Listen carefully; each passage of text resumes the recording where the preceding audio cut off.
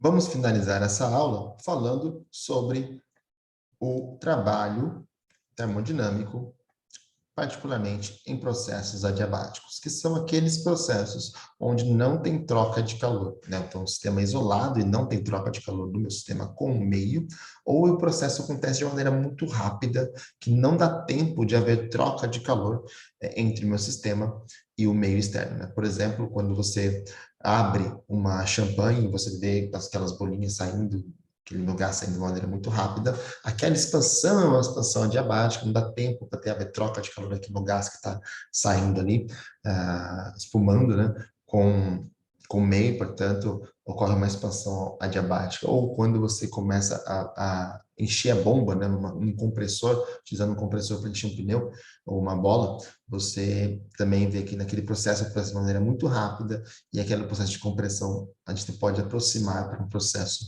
adiabático.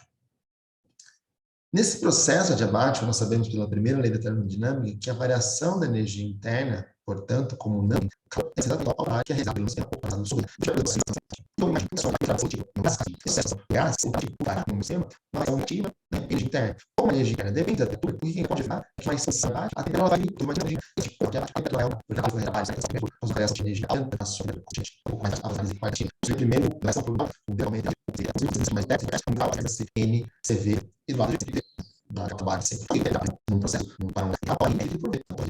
Se tem coisa lá, tem adulto, se chama você mostrar o que falar anteriormente. Porque você vê sempre, também sempre eu faço uma variação positiva da meu volume, essa vai uma variação negativa da minha temperatura. Portanto, quando eu expando o meu gás num processo adiabático, ocorre uma variação negativa da temperatura. A temperatura diminui. A expansão no gás adiabático, a temperatura diminui. Eu posso reescrever esse termo R sobre CV, tá? Para ficar em termos, um termo mais amigável para a gente.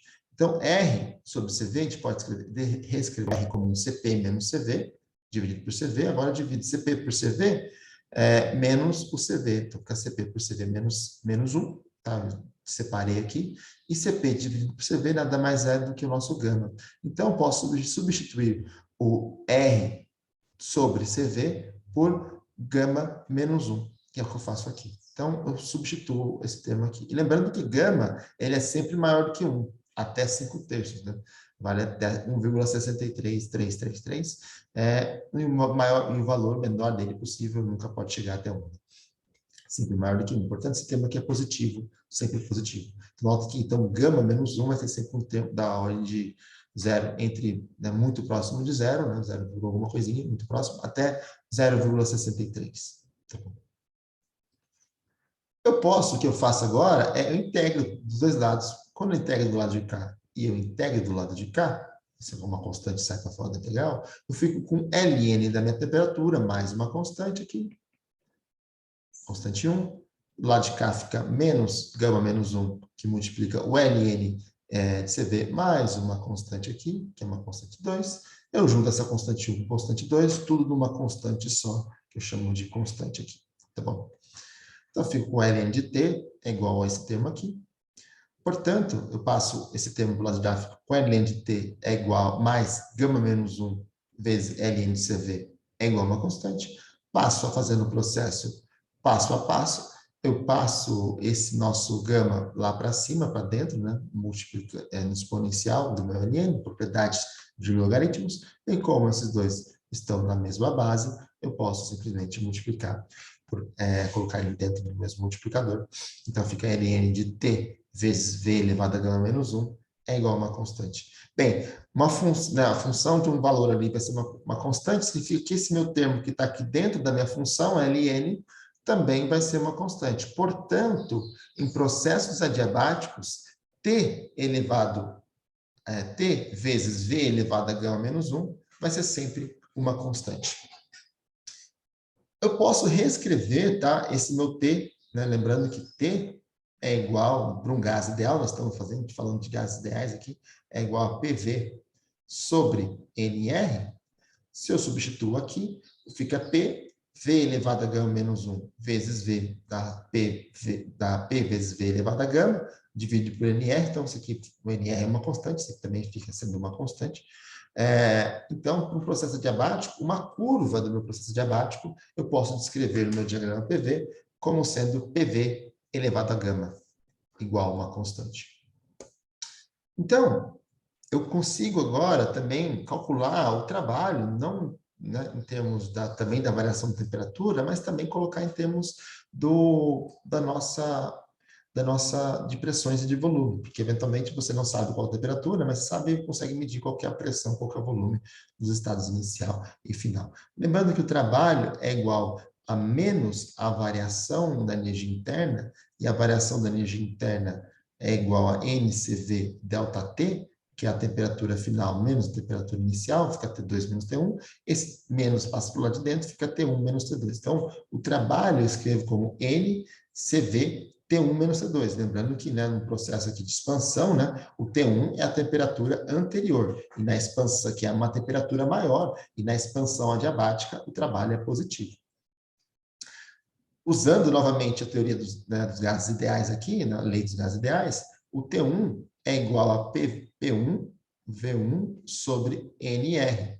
E o T2 é P2 V2 sobre NR. O NR é o mesmo por dois termos, eu coloco evidência, o N aqui então vai embora, eu fico com CV sobre R, que multiplica P1 V1 menos P2 V2. Então, o trabalho termodinâmico de uma dessas duas maneiras, em processos adiabáticos. Lembrando que CV sobre R, a gente encontrou lá qual é a razão R sobre CV. R sobre CV era igual a gama menos 1. Portanto, CV sobre R é 1 dividido por gama menos 1, que multiplica esse termo P1V1 menos P2V2. Nós podemos também agora continuar e fazer uma comparação, já que nós temos duas curvas muito específicas, né? Nós temos a isocórica, né, que não tem variação no volume, e temos a isobárica, né, que é a pressão constante. Mas eu tenho uma onde tenho duas situações específicas onde ocorre a pressão constante, perdão, a temperatura constante, que é a isoterma, que PV é uma constante, e na nossa diabática, que PV elevado a gama é uma constante. Então, eu consigo agora mexer e comparar um pouquinho essas duas coisas, né? Essas duas funções, nos dois processos diferentes.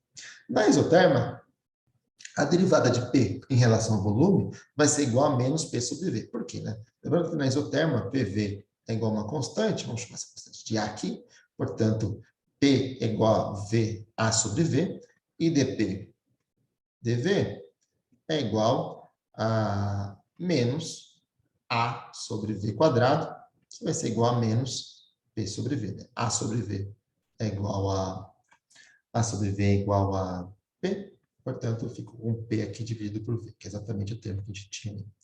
Para a diabática, é um pouco diferente. Né? Pegando novamente para a diabática, o P, a pressão, é igual a uma constante, mais ou menos constante A, dividido por V elevado a gama, né? Porque PV elevado a gama é igual a uma constante. Então, nós podemos escrever isso aqui como AV elevado a menos gama e fazer agora o nosso dP/dV. Quando eu faço dP/dV, cai um menos gama, A, que multiplica V elevado a menos gama menos 1. Ou seja, eu posso reescrever isso daqui. O A que multiplica A dividido A que multiplica V elevado a menos gama é o meu P. E esse V elevado a menos 1 que sobrou cai aqui para baixo com um fator gama aqui. O que isso significa? Tá? Isso significa que na minha curva, a inclinação, quem que é a derivada? Né? Lembra que P e V, né? Tem P, a derivada de P em função de V. É como se fosse uma derivada de F em relação a X, isso dá a inclinação da sua curva. A inclinação da sua curva, numa curva diabática, ela é maior do que numa curva isoterma. Então, eu posso colocar esse gráfico aqui, que mostra uma isoterma reversível, né? Processo, que é essa linha mais clarinha aqui, que você vê que ela tem uma curvatura. Né? E quando você compara ela com a curvatura de uma diabática, independente de qual gás você tem, diatômico, monatômico, poliatômico, vai ser sempre um gama maior do que 1, você vê que a sua curvatura da sua diabática ela é maior do que a curvatura da sua isoterma. Isso significa que as adiabáticas, elas cruzam as isotérmicas. Você vê que ela tá, essa aqui, ó, ela vem, essa diabática aqui, ela vem aqui, ela cruza uma isotérmica aqui, e depois vem cruza outra isotérmica. Pode até cruzar outra, né? Essa aqui também pode, eventualmente cruzou essa daqui lá em cima.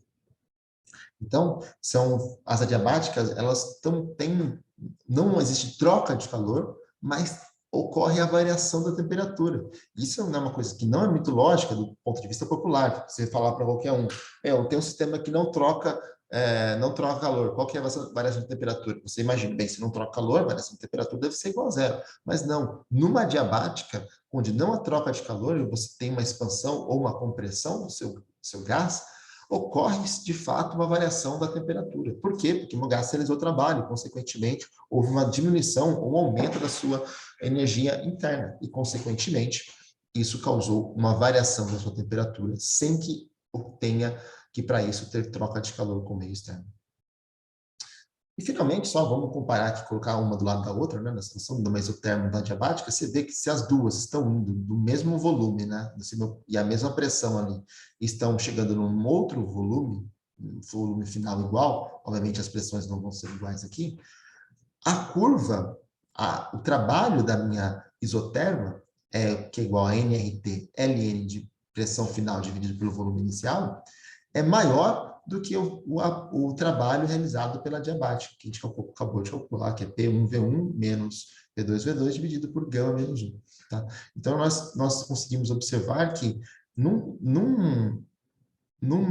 né, trabalho, quando ele sai do mesmo ponto e chega no mesmo volume, mesma pressão, e chega no mesmo volume final, o trabalho de uma adiabática ele é menor do que o trabalho de uma isotérmica. E esse daqui vai ser fundamental para a gente trabalhar na próxima aula, quando nós começaremos a falar da segunda lei da termodinâmica e entrarmos em motores térmicos. Isso será fundamental para a gente definir qual que é a eficiência de motores térmicos. E, por enquanto, nós acabamos nossa aula de hoje.